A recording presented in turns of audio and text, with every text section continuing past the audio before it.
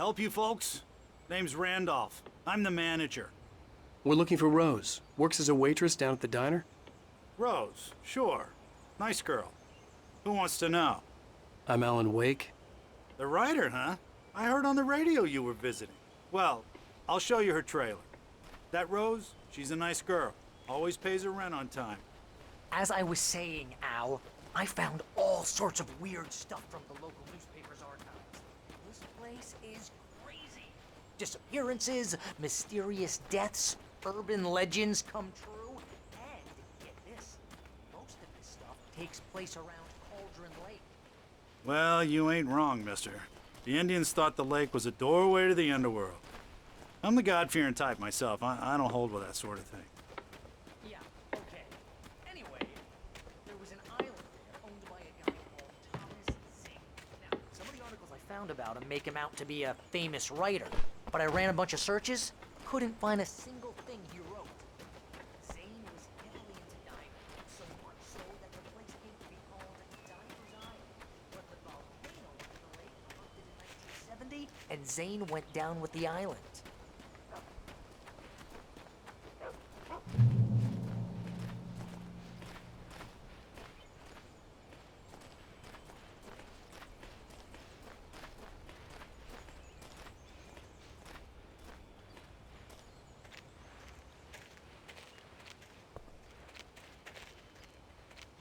Yeah, how about that? It was there in the morning, as if it had fallen from the sky. But it would take a tornado to lift something like that. We're damn lucky it didn't crush any of the trailers.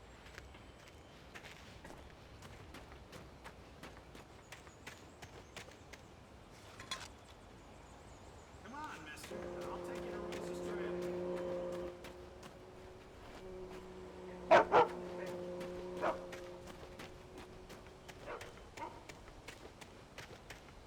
Just follow me. It's not far.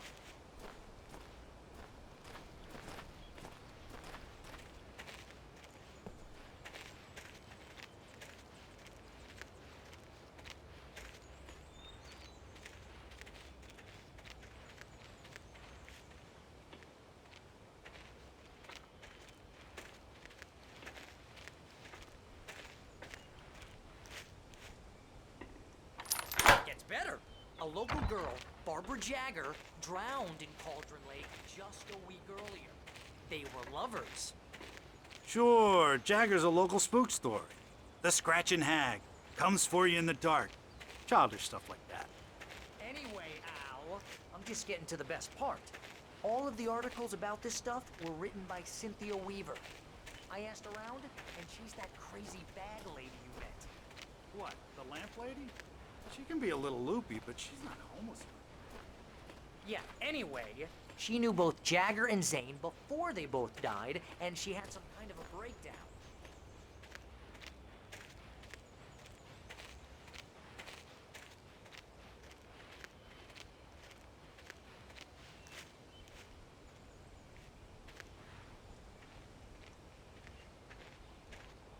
Well, mister, this here's Rose's trailer.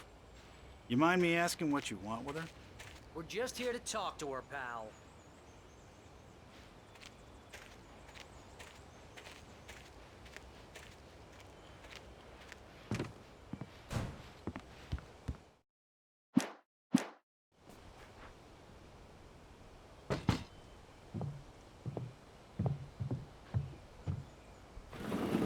Welcome to... Oh dear, Mr. Wake. I'm so glad you're here. Rose, you have my manuscript? Oh. Oh, yes. Yes. Please, come in. Hey, this is really good. Rose, Yes, my manuscript. I really need it. I understand. I know what you need. A muse to inspire you. Oh, for Barry. She doesn't have anything. Yeah, hey, Al? Al, what's... Oh... Barry! What? What?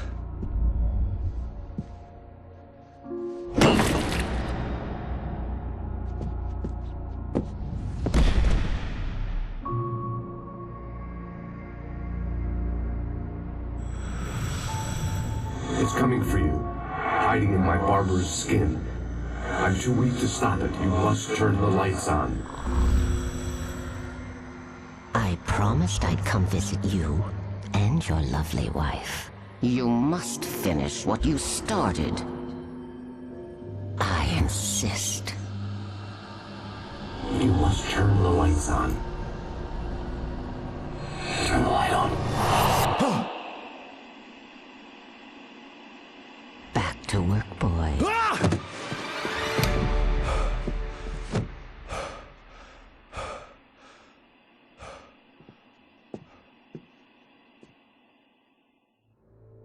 I felt nauseous, hungover. Only anger kept me going.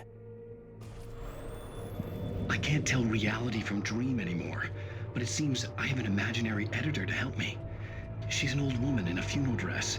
I call her Barbara Jagger. She's very strict. I'm writing faster and faster. My manuscript is being heavily revised. The edits are getting very aggressive, and each day there's less of me and more of her. I hate it, but I know she's right.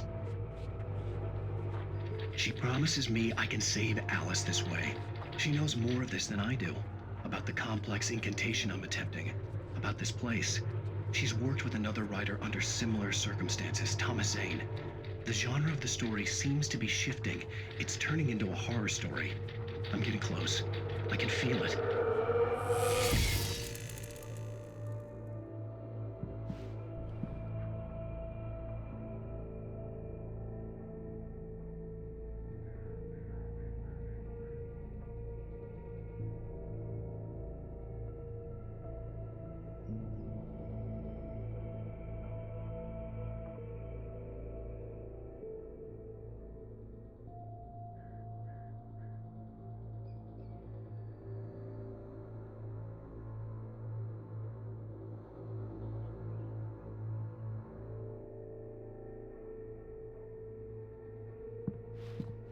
Rose took a day from me. I had less than 12 hours left to meet the kidnapper.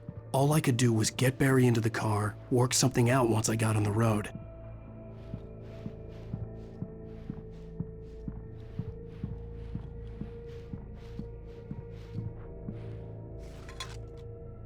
Welcome to the Oh Dear Diner. What can I get you today? Coffee? I couldn't work up much hate for Rose. Something had used her to get to me and left its mark. First refill is free. Milk and sugar on the counter there. Would you like to hear today's specials? Thank you. My gun and flashlight were gone. I'd have to find a way to get Barry into the car as quickly as possible. There was no time to waste. Mr. Randolph liked Rose. That little smile she had. How she was still sweet when life had tried so hard to make her bitter.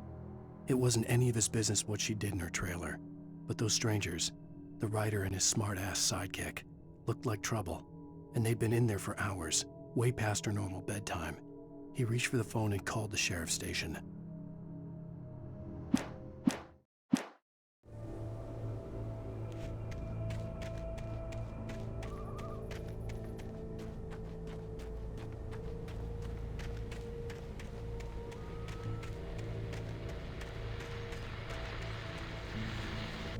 I just stepped outside to catch a breath of fresh air. Let me tell you, the weather's getting heavy. Nights like this make me especially glad I'm here talking to you and not home in bed. Once the weather takes a turn like this, I can't sleep at all. It's all tangled bed sheets and dark thoughts, punctuated by the occasional plunge into nightmare. Is it just me? Well, perhaps it is. But I hope I can make the night a little bit easier to get through. Caller, you're on KBF FM. Hey, Pat, it's Walt Snyder. What's on your mind, Walt?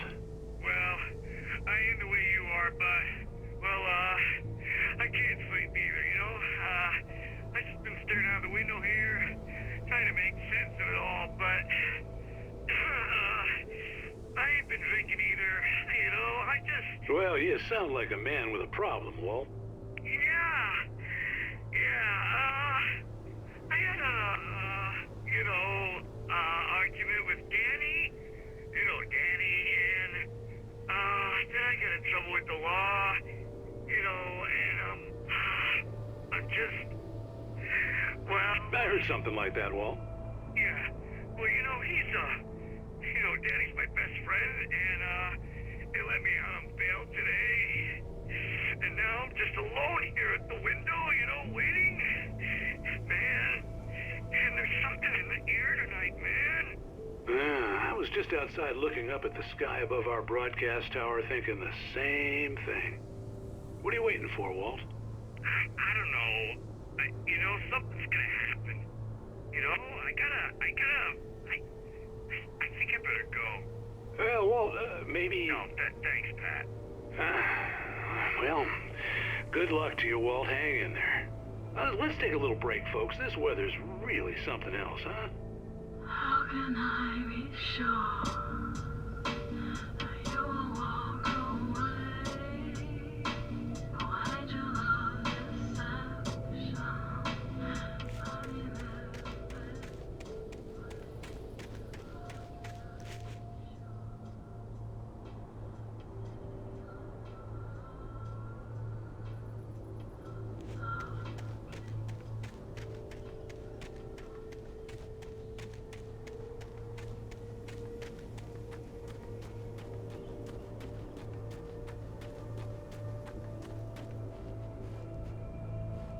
Oh, you're gonna get it now.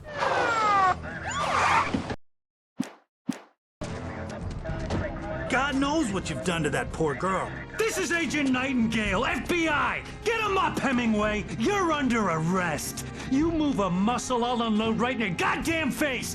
Stay right where you are, Spillane!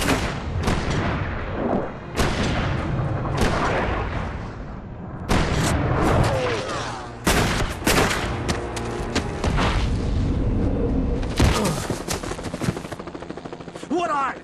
I'm standing right here, you goddamn maniac!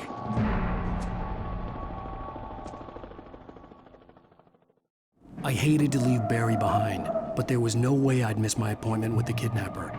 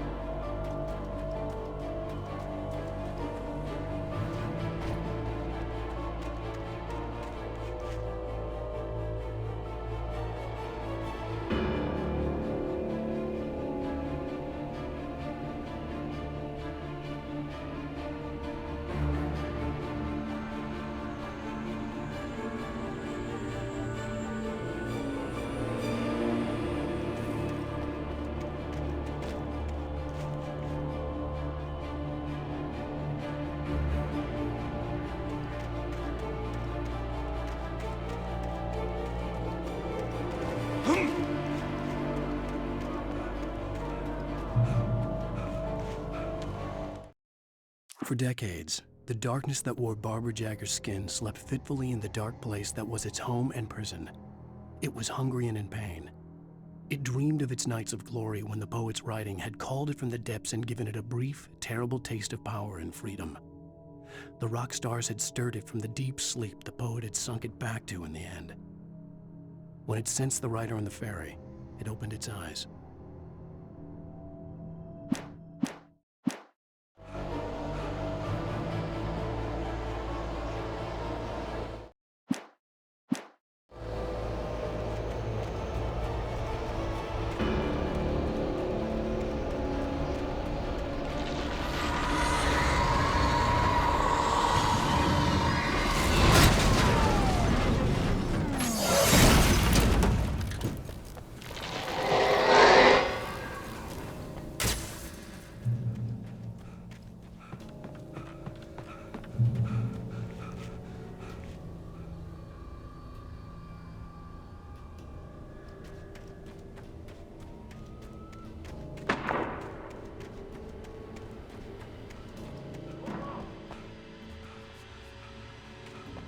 Search the area.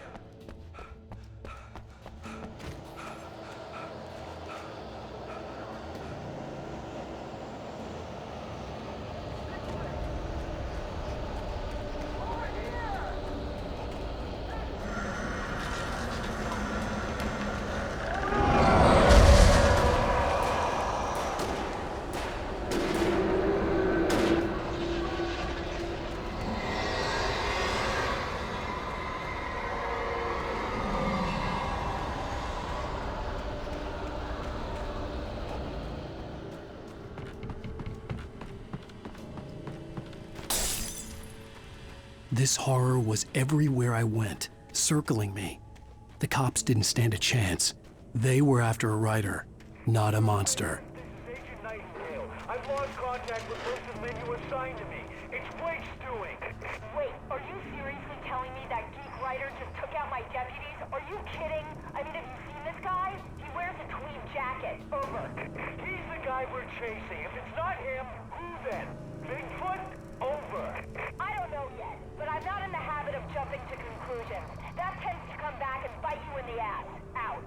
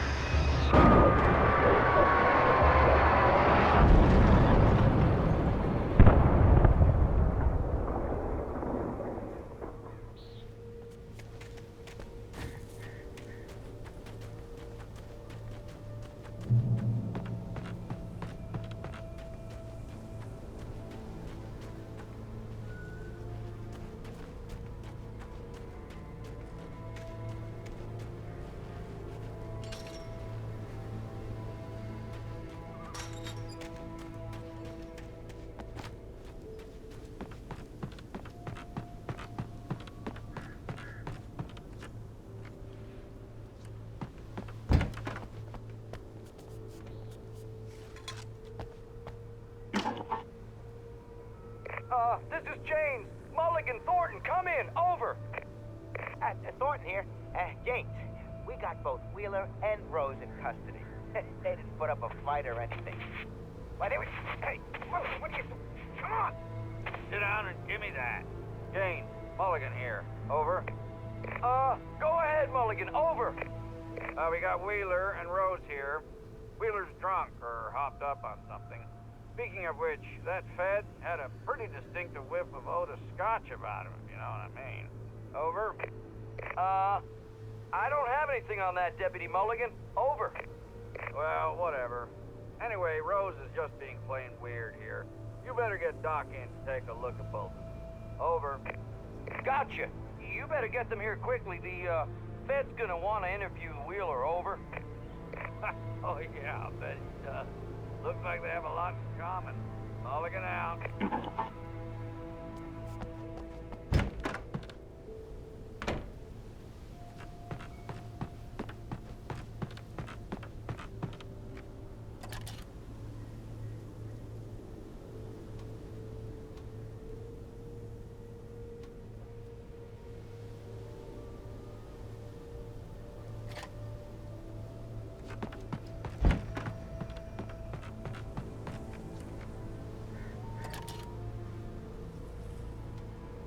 I could see the lights of the radio station in the distance.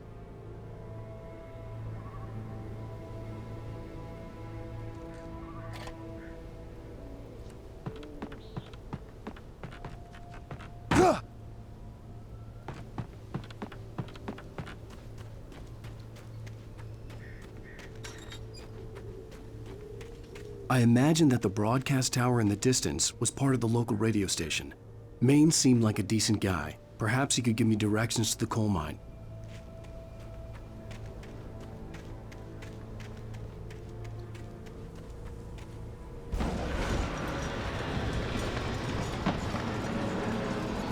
Unnatural shadows clung to the gate. The darkness that was after me was trying to stop me. I wouldn't get through without a light.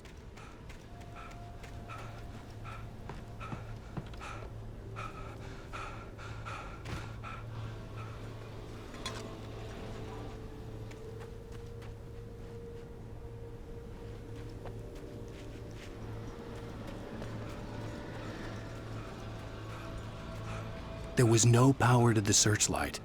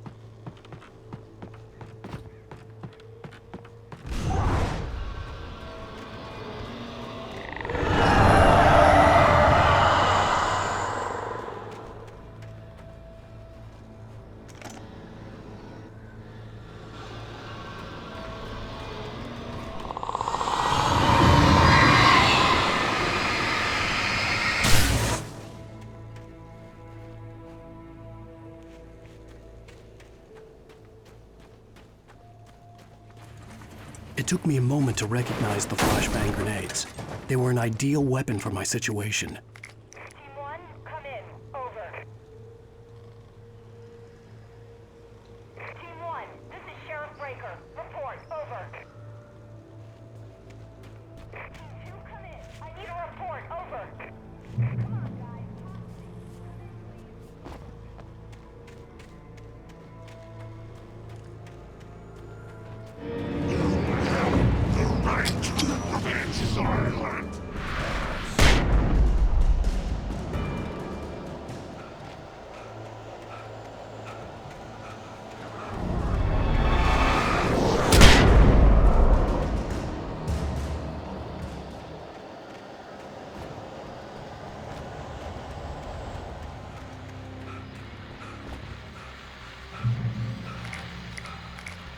And here's another call.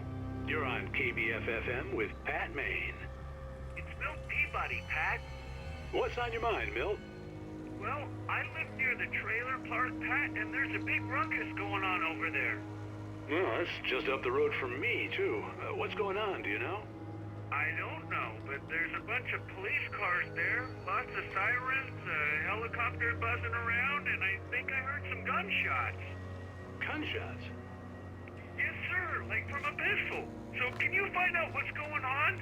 Because it's just next door and they're popping off guns there. They're still shooting? No, it was maybe 10, 15 minutes ago. It sounds serious, Pat. I'm telling you, it don't sound like no party. Well, I'm certainly going to give the station a call, Milt. Okay. You'll hear it here as soon as I hear from them. Okay, thanks.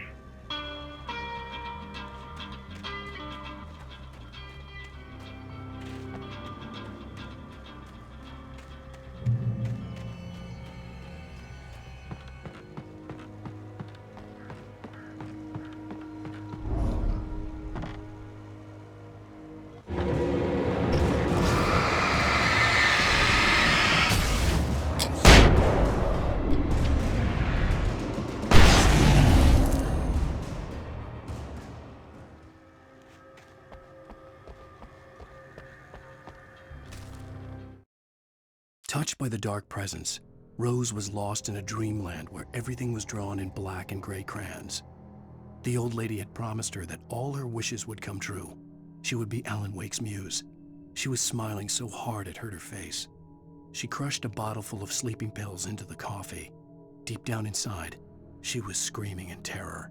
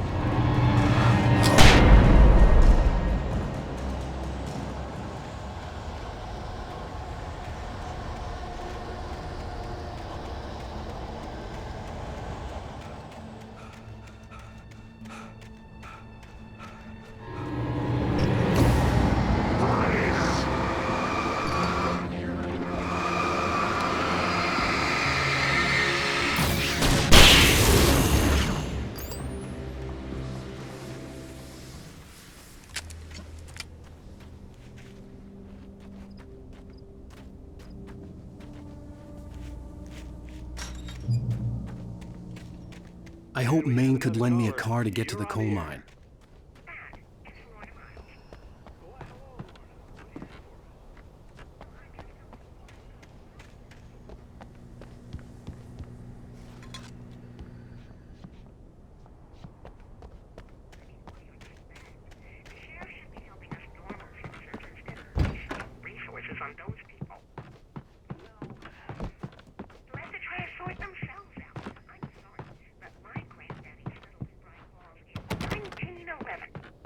Well, thank you very much for that compassionate viewpoint, Lorna. Oh, here's a little surprise. The famous writer Alan Wake just walked in. Folks, I'm going to see if I can talk him into an interview. Come on in, Mr. Wake. Oh, I'm so glad you could find the time to do this, Mr. Wake. Nowhere to run now, Dan Brown. You back away from me. Don't hurt it. Whoa. Everyone calm down. Put the gun down. We're all friends here, right? Cool your jets, Nightingale. We got him. Judas Priest! What the hell's the matter with you? There's a civilian in there.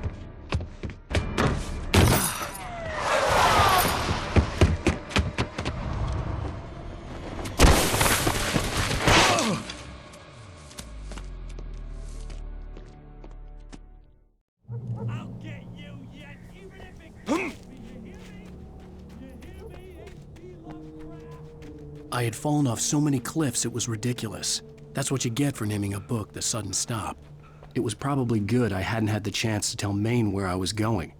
I'd have to lose the cops and find my own way to the mine. Nightingale stared through the broken studio window into the dark woods. He turned around, started to walk out, but Maine grabbed his arm. "Young man, you almost shot me. You don't shoot off rounds at people like that. What's the matter with you?" Nightingale shook his arm free, marched out.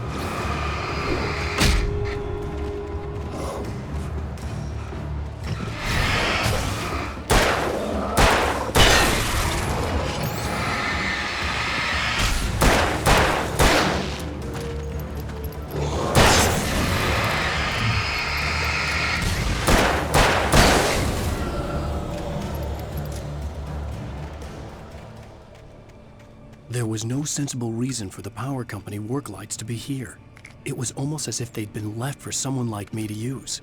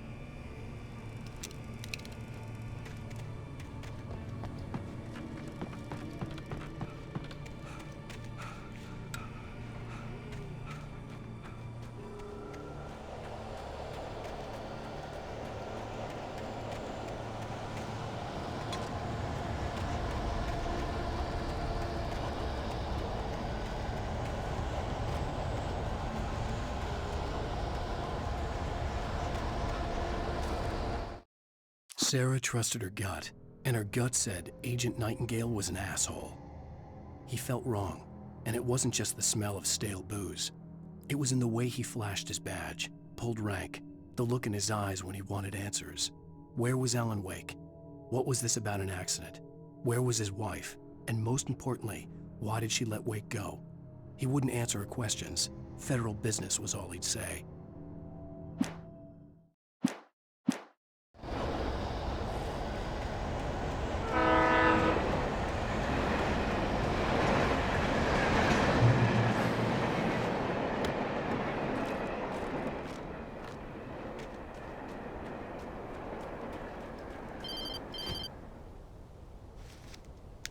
Hello? The most stubborn man I've ever met. Alice? Alice? Alan. I'm so afraid. Keeps me in the dark. Please help me. I look at you, Alan, and it's not you. something else? Looking out from behind your eyes? Alice, I'm here. I'm so alone here. It's all gonna go to hell. You need to be careful. Cooperate. The connection had been terrible, but that wasn't the only thing that hadn't been right with the call. She sounded wrong somehow, but she had called me.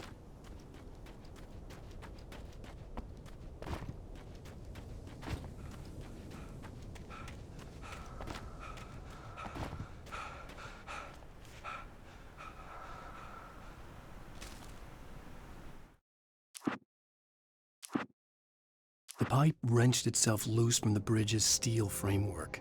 Wrapped in darkness, it floated in midair, twitching. For a moment, I didn't understand what I was looking at. The heavy object lurched at me with impossible force. I threw myself out of the way, but just barely. When I turned my flashlight on it, it shook in a dark rage before it flew at me again.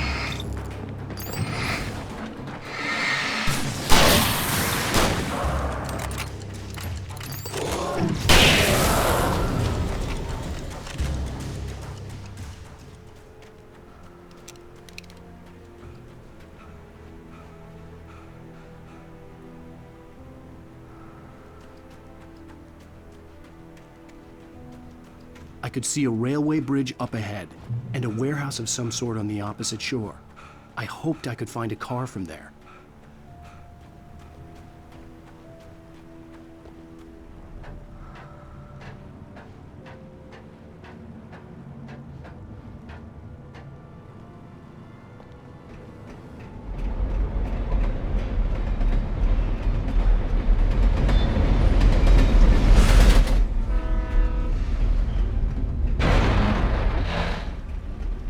The darkness that was pursuing me was growing stronger, and it was taking over everything in its path.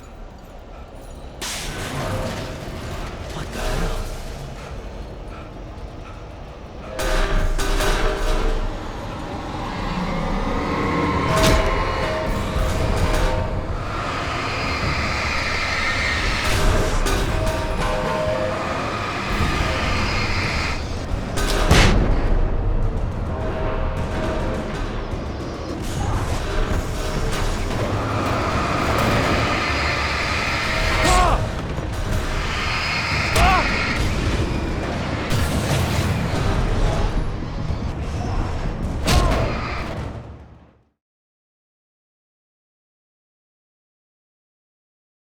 And a warehouse of some sort on the opposite shore. I hoped I could find a car from there.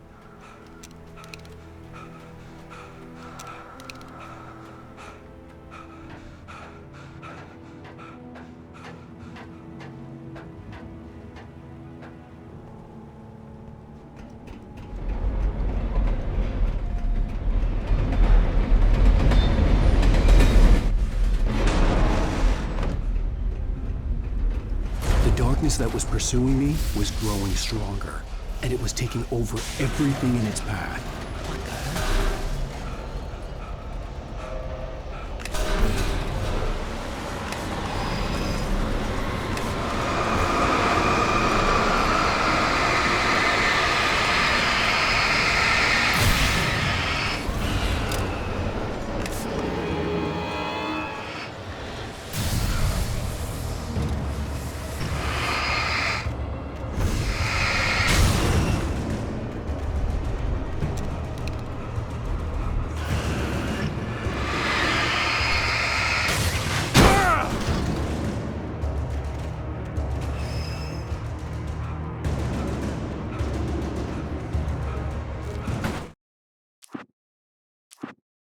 slammed the door shut right in his smug face.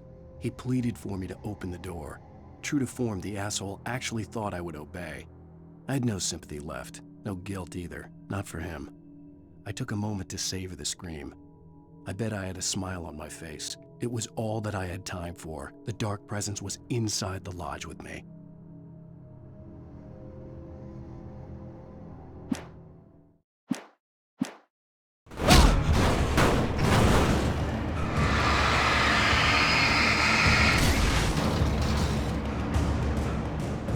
As a teenager, just starting to get interested in writing, Stephen King had been a source of inspiration to me. I thought about all the inanimate objects that had come to life in his books. No one is safe in a good horror story, certainly not the protagonist. That's what makes them fun. This was anything but. The darkness could possess anything, and it was getting closer.